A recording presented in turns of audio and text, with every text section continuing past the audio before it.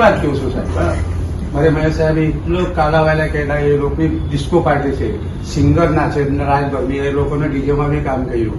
આ મહેશ પટેલ છે લેબોરેટરીમાં સાહેબ. અત્યારે જમવાનું કેવી રીતે કરો છો? જમવાનું સાહેબ કે થોડું ઘણું એમ તેમ થઈ જાય. હા, પાછા તો એડમિટ વાળા બી આપી દે થોડું ઘણું. હા, કઈ પછી પહેલા જો મારા દોસ્તાર છે એ આવે કામગીરી અરુણભાઈ ખાધું ના ભાઈ પૂરી ભાજી અમે એની જે એનાથી બને એ આપણે સુવાનું ક્યાં? હા, સુવાનું હેલ્મેટ વાળા નતા સાહેબ. ક્યાંની વાત કરે? એ ક્યાં સાહેબ રોડ ના પછાડી તો પહેલી સાઈડ આપણા હંમેશ એટલે રોડ ઉપર જ? હા, રોડ ઉપર જ સાહેબ. એવું ના જવાય ને યાર. ના કેવાય સાહેબ, અમને બી દેખો અચ્છા, પણ તમે બેસી નથી શકતા, પણ બેસવાનું ને ઉભા રહેવાનું વધારે થતું આખા હોય દિવસ એવી પડી નોકરી રહું ચાલે? પડી રહું.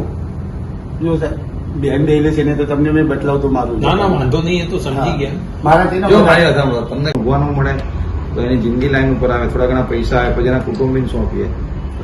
જો સાહેબ, મોટા જે સ્ટોર હોય છે ને તો ત્યાં મૂળ જમવાનું ને થોડી વાર ત્યાં કેટલાય મારા અહીંયા કોઈ ગ્રુપમાં છે, એ લોકો ડેલી જમવાનું આપે છે. સારા ના ના, રખેવાળી કરે કોઈ તો એ જમવાનું ને બધું આપે ને રોજીરોટી મળશે.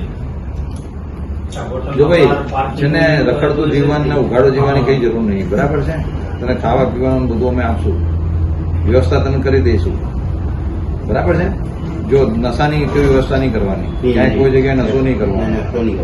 જિંદગીમાં તારે જીવવાની બધી વ્યવસ્થા અમે તને સેટલ કરીએ લાઈફની અંદર, બરાબર? રખડતું જીવન બંધ કરી દેતું, તને રહેવાની બધી વ્યવસ્થા અમે કરી દઈશું, ટ્રેન બસેરા છે કે એ બધામાં, સમજી ગયો? અને કોઈ આડું અવળું કામ નહીં કરવાનું. આજે પોલીસ તને દત્તક લઈ લીધો, તું સમજ. પોલીસે તને દત્તક લઈ લીધો, સમજી ગયો ને તું? તારે કોઈ આડાવાળા કામમાં પડવાનું નહીં, અને તારે જે જરૂર હોય કહેવાનું, પણ ધીરે ધીરે તારે તારી લાઈફ બનાવવાની, સમજી ગયો? અને ડિસ્ટર્બ ને કહીને આની પેલી એ કરો તમે, બરાબર?